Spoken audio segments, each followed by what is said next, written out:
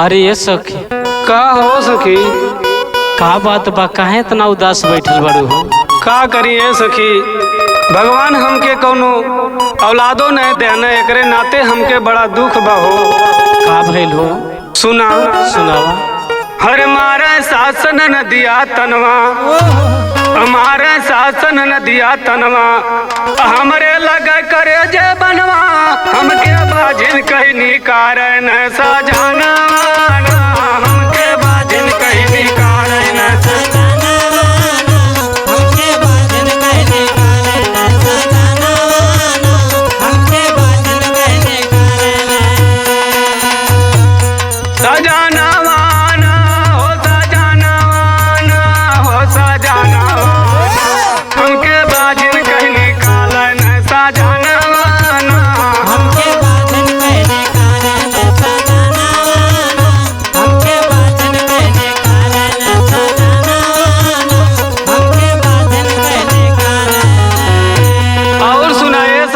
सुनावा।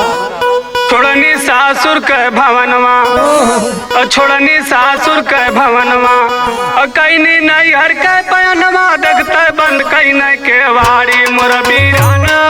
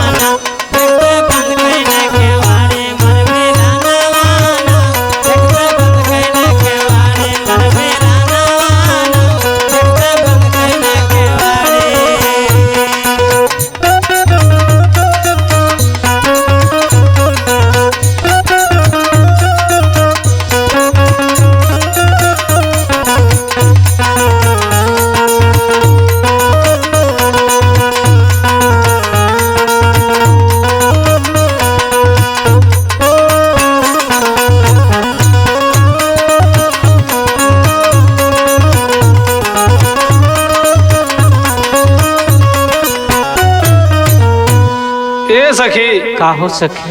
अब का करी, चिंता के माले औरो बिरना के घर हम छोड़ देनी हो। क्रोध में चितवा के सजाई, सोचनी जाने अपन तजनाई, आग बूझल बा है पूरुआ पावाना,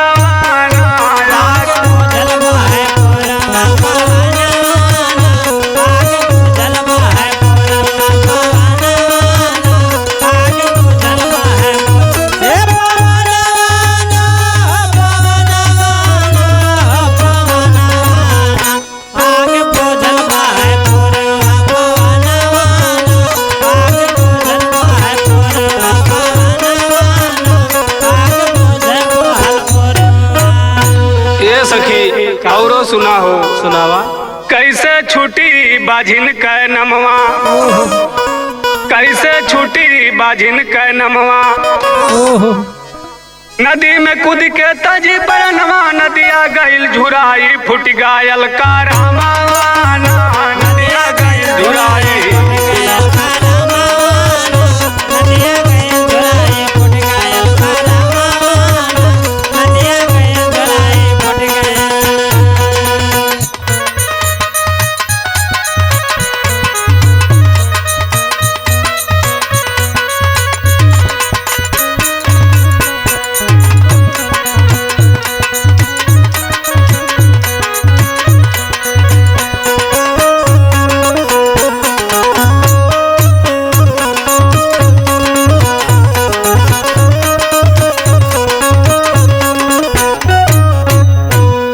सकल कहे सब समुझाई, सकल कहे सब समुझाई, अपने कर्म कहवे कमाई, केहू के ऊपर जानी हंसी हा बीराना।